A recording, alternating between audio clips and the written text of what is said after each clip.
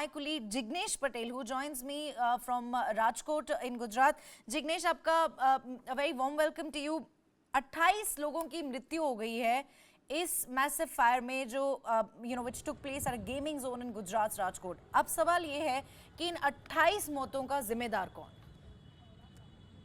सबसे बड़ी बात बताऊं तो ये जो गेमिंग जोन था, इन्होंने किसी भी प्रकार की परमिशन नहीं ली थी।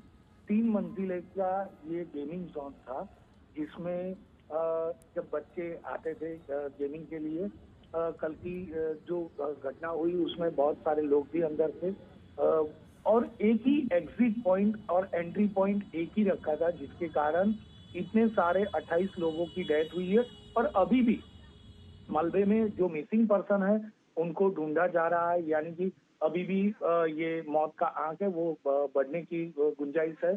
सीधी सी बात है कि गृह मंत्री और मुख्यमंत्री ने ये जगह का दौरा किया, मगर सबसे चिंताजनक स्थिति ये है कि गुजरात में किसी भी प्रकार की परमिशन के बगैर इस प्रकार का गेमिंग जोन चलना आखिरकार जो भी प्रशासन है उसके सामने सवाल खड़ा कर रही है, क्योंकि प्रशासन आखिरकार 4 साल से इस प्रकार का गेमिंग जोन चल रहा था, तैयार हो रहा था, तो आखिरकार क्यों कोई प्रकार की किसी भी प्रकार की कार्यवाही नहीं की गई।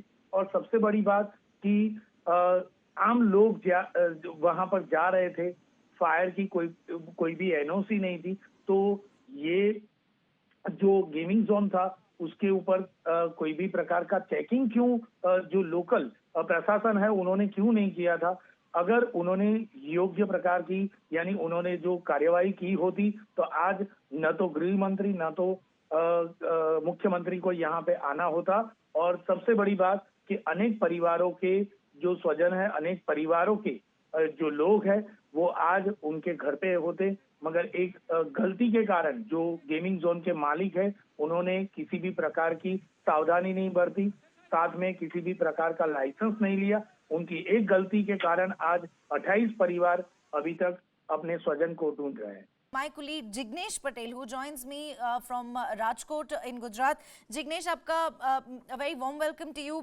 28 लोगों की मृत्यु हो गई है इस मैसिव फायर में जो which took place at a gaming zone in Gujarat, Rajkot. अब सवाल ये है कि इन 28 मौतों का जिम्मेदार कौन? सबसे बड़ी बात बताऊं तो ये जो गेमिंग जोन था, इन्होंने किसी भी प्रकार की परमिशन नहीं ली थी।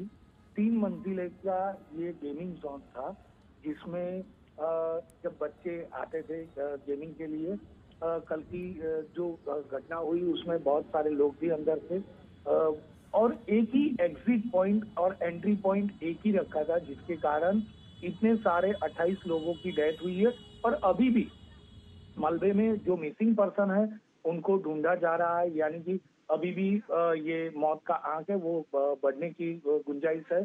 सीधी सी बात है कि गृह मंत्री और मुख्यमंत्री ने ये जगह का दौरा किया, मगर सबसे चिंताजनक स्थिति ये है कि गुजरात में किसी भी प्रकार की परमिशन के बगैर इस प्रकार का गेमिंग जोन चलना आखिरकार जो भी प्रशासन है उसके सामने सवाल खड़ा कर रही है, क्योंकि प्रशासन आखिरकार 4 साल से इस प्रकार का गेमिंग जोन चल रहा था, तैयार हो रहा था, तो आखिरकार क्यों कोई प्रकार की किसी भी प्रकार की कार्यवाही नहीं की गई। और सबसे बड़ी बात कि आम लोग वहां पर जा रहे थे, फायर की कोई भी एनओसी नहीं थी, तो ये जो गेमिंग जोन था उसके ऊपर कोई भी प्रकार का चेकिंग क्यों जो लोकल प्रशासन है उन्होंने क्यों नहीं किया था।